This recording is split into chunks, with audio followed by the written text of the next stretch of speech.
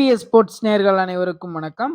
IPL 17வது சீசனோட 10வது match பார்த்தீங்கன்னா, பெங்களூர் டீமுக்கும், கொல்கத்தா டீமுக்கும் பெங்களூர்ல நடந்துச்சு. இந்த மேட்ச் பார்த்தீங்கன்னா, ரொம்ப ஒரு சுவாரஸ்யமான ஒரு மேட்ச்சு. ரொம்ப எதிர்பார்க்கப்பட்ட மேட்ச்சுன்னு சொல்லணும். ஏன்னு பார்த்தீங்கன்னா, பெங்களூரும், கொல்கத்தாவும் மோதுற மேட்ச் பார்த்தீங்கன்னா, ரொம்ப ஒரு சுவாரஸ்யமா இருக்கும். அதுபடி பார்த்தீங்கன்னா, பெங்களூர் பார்த்தீங்கன்னா, ரொம்ப ஒரு கொல்கத்தா கிட்ட பார்த்தீங்கன்னா, அதிக முறையில தோல்வி சந்திச்சிருந்தாங்க. போன வருஷம் பார்த்தீங்கன்னா, ரொம்ப ரொம்ப ஒரு பயங்கரமான ஒரு தோல்வி சந்திச்சிருந்தாங்க. எல்லாத்துக்குமே தெரிஞ்சிருக்கும். 9 விக்கெட் பார்த்தீங்கன்னா, ஸ்பின்னர்ஸ் மட்டுமே எடுத்திருப்பாங்க. சுயாஸ் சர்மா, வருண் சக்கரவர்த்தி, சுனில் நரைன்னு சொல்லிட்டு 3 பேருமே பார்த்தீங்கன்னா, அருமையா பெர்ஃபார்மன்ஸ் பண்ணி 9 விக்கெட் எடுத்திருந்திருப்பாங்க. பெங்களூர் டீம் பார்த்தீங்கன்னா, ஒரு 120 ரன்ஸுக்குள்ளேயே அவுட் ஆயிருப்பாங்க. ரொம்ப ஒரு படுதோல்வி அடைஞ்சிருப்பாங்க. இந்த டைம் பதிலடி குடுப்பாங்கன்னு சொல்லிட்டு எல்லாருமே எதிர்பார்த்துட்டு இருந்தாங்க. ஆனா, அந்த மாரிலாம் எதுவுமே கிடையாது. இந்த டைம் பார்த்தீங்கன்னா, ஒரு படுதோல்வி அடைஞ்சுக்கிறாங்க. கொல்கத்தா டீம் பார்த்தீங்கன்னா, சூப்பரான ஒரு பெர்ஃபார்மன்ஸ் குடுத்து வின் பண்ணிட்டாங்க. டாஸ் வின் பண்ண கொல்கத்தா டீம் பார்த்தீங்கன்னா, பவுலிங் சூஸ் பண்ணிட்டாங்க. பேட்டிங்ல கிளம்புன பெங்களூர் டீம் பார்த்தீங்கன்னா, ஆரம்பமே அவங்களுக்கு அமர்க்களமா இல்ல. டூப்ளிசிஸ் பார்த்தீங்கன்னா, ஆரம்பத்திலேயே அவுட் ஆயிட்டு போயிட்டாரு. அவர் வழக்கம் போல பார்த்தீங்கன்னா, அவரோட அவுட் ஆஃப் ஃபார்ம். 6 அடிப்பாரு. 6 அடிச்ச அடுத்த பாலே அவுட் ஆயிருவாரு. அதுக்கடுத்து பார்த்தீங்கன்னா, கேமரன் கிரீன் வருவாரு. கேமரன் கிரீனும், விராட் கோலியும் பார்த்தீங்கன்னா, ஒரு சரியான ஒரு பெர்ஃபார்மன்ஸ் குடுத்திருப்பாங்க. கிட்டத்தட்ட அவங்களோட பார்ட்னர்ஷிப் மட்டுமே 60 ரன்னுக்கு மேல. இவங்களோட பார்ட்னர்ஷிப் கொஞ்சம் நிலைச்சு நின்னுச்சு. அதுக்கப்புறமேட்டு வந்த மேக்ஸ்வெல் பார்ட்னர்ஷிப்பும் கொஞ்சம் நிலைச்சு நின்னுச்சு. அதுக்கடுத்து ரஜத் படிதார், அனுஜ் ராவத் 2 பேருமே சரியா பெர்ஃபார்மன்ஸ் பண்ணல. ரஜத் படிதார் வந்து ரொம்ப ரொம்ப ஒரு மோசமான ஒரு பெர்ஃபார்மன்ஸ்ல இருக்கிறாரு. கண்டிப்பா இந்த மாரி விளையாண்டாருன்னா, அவருக்கு ஸ்குவாட்ல ஆட் ஆகுறது பார்த்தீங்கன்னா, ரொம்ப ரொம்ப ஒரு கேள்விக்குறி ஆயிரும். அதுக்கடுத்து வந்து தினேஷ் கார்த்திக் பார்த்தீங்கன்னா, சரியான ஒரு பெர்ஃபார்மன்ஸ் குடுத்தாரு. செம்ம நாக் விளையாண்டாரு. 8 பாலுக்கு 20 ரன், 3 சிக்ஸ் அடிச்சிருந்தாரு. பெங்களூர் டீம் பார்த்தீங்கன்னா, 182 ரன்ஸ் அடிச்சிருந்தாங்க. எப்படி இப்ப அத்தன பேர் அடிக்கவில்லை, எப்படி 182 ரன்ஸ் இருந்ததுன்னா, குறிப்பா விராட் கோலி செம்ம பெர்ஃபார்மன்ஸ் குடுத்திருந்தாரு. 59 பாலுக்கு 83 run, 140 strike rate. Strike rate கம்மி தான். ஆவரேஜ் ஸ்ட்ரைக் ரேட் கம்மி தான். ஆனா விக்கெட் போயிட்டு இருக்கிறப்ப இவர் கொஞ்சம் பொறுமையா விளையாண்டாகணும். அத வந்துட்டு விராட் கோலி கரெக்ட்டா பயன்படுத்தியிருந்தாரு. சூப்பரா விளையாண்டுருந்தாரு.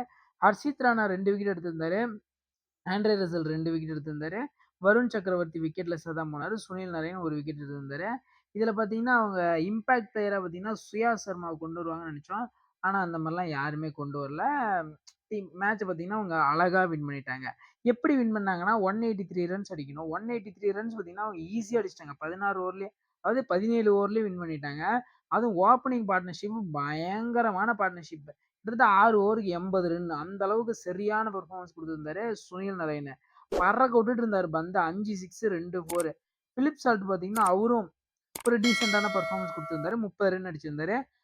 அதுக்கடுத்து வந்த வெங்கடேஷ் ஐயர் பார்த்தீங்கன்னா, அவரும் சரியான பெர்ஃபார்மன்ஸ் குடுத்திருந்தாரு. 50 ரன் ஹாஃப் செஞ்சுரி கம்ப்ளீட் பண்ணாரு. சுனில் நரேன் பார்த்தீங்கன்னா, ஹாஃப் செஞ்சுரி அடிக்கல. ஆனா வெங்கடேஷ் ஐயர் பார்த்தீங்கன்னா, ஹாஃப் செஞ்சுரி அடிச்சிருந்தாரு. அவரு கூட விளையாண்ட ஸ்ரேயஸ் ஐயர் பார்த்தீங்கன்னா, பொறுமையா நிறுத்தி நிதானமா லாஸ்ட் ஓவர்ல அவுட் ஆகாம இருந்திருந்தாரு. அவரும் சரியான ஒரு பெர்ஃபார்மன்ஸ் குடுத்திருந்தாரு. இந்த இடத்துல நம்ம பார்க்கக்கூடிய விஷயம் என்னன்னா, தொடர்ந்து கேகேஆர் டீம்ட்ட தொடர்ந்து பெங்களூர் டீம் பார்த்தீங்கன்னா, தோல்விய சந்திச்சுக்கிட்டே இருந்திருக்கிறாங்க. இவங்க பார்த்தீங்கன்னா, அதிகமா வின் பண்ணவே லாஸ்ட்டா 2016லயோ, 2019லயோ தான் வின் பண்ணாங்கன்னு நெனைக்கிறேன். அதுக்கப்புறமேட்டு பார்த்தீங்கன்னா, வின் பண்ணவே இல்ல. அதுவும் பெங்களூர்ல பார்த்தீங்கன்னா, மெயினா பெங்களூர்ல மட்டுமே 5 முறை தோல்வி சந்திச்சுக்கிறாங்க. பெங்களூர் டீம். அவங்களோட ஹோம் கிரவுண்டு. இதுவும் பார்த்தீங்கன்னா, ரொம்ப ரொம்ப ஒரு சின்ன கிரவுண்டு. பெங்களூர் சின்னசாமி ஸ்டேடியம்ன்றது பார்த்தீங்கன்னா, ரொம்ப ரொம்ப ஒரு சின்ன கிரவுண்டு. இந்த கிரவுண்டுக்குலாம் 200 ரன்ன்றது தான் ஒரு பார் ஸ்கோர். அதாவது மினிமம் ஸ்கோர். நீங்க 200 ரன் அடிச்சீங்கன்னா, ஜெயிக்கிறதுக்கான வாய்ப்பு இருக்குது. 200 ரன்னுக்குள்ள அடிச்சீங்கன்னா, நீங்க ஜெயிக்கிறதுக்கான வாய்ப்பு இல்ல. இந்த மாரி தான் நம்ம ஸ்கோர் எடுத்துக்கணும். அதுபடி பார்த்தீங்கன்னா, அவங்க வந்துட்டு கண்டிப்பா அவங்க ஸ்கோர் அடிக்க கிடையாது. அடிச்சது பார்த்தீங்கன்னா, 183 ரன் தான். அவங்க டீம்ல எல்லாருமே எக்ஸ்பென்சிவா தான் போனாங்க. யார் எக்ஸ்பென்சிவா போலன்னு பார்த்தீங்கன்னா, அவங்க டீமோட இம்பாக்ட் பிளேயர் வைசாக் விஜயகுமார் மட்டும் தான் எக்ஸ்பென்சிவா போல. அவரு மட்டும் தான் எக்கனாமிக் பார்த்தீங்கன்னா 6க்குள்ள இருந்திருந்தாரு. மீதி எல்லாமே மயங்க் டாகர் ஆகட்டும், அதே மாரி பார்த்தீங்கன்னா, அல்சாரி ஜோசப் ஆகட்டும் 2 ஓவருக்கு 34 run Alzarri Joseph. S Dayal 4 ஓவருக்கு 46 ரன்னு. முகமது சிராஜ் 3 ஓவருக்கு 46 ரன்னு. எல்லாம் பயங்கர எக்ஸ்பென்சிவா போயிருந்தாங்க. பறக்க விட்டுட்டு இருந்தாங்க கேகேஆர் பேட்ஸ்மேன்ஸ் எல்லாமே. இந்த பெங்களூர் டீமோட பவுலர்ஸ.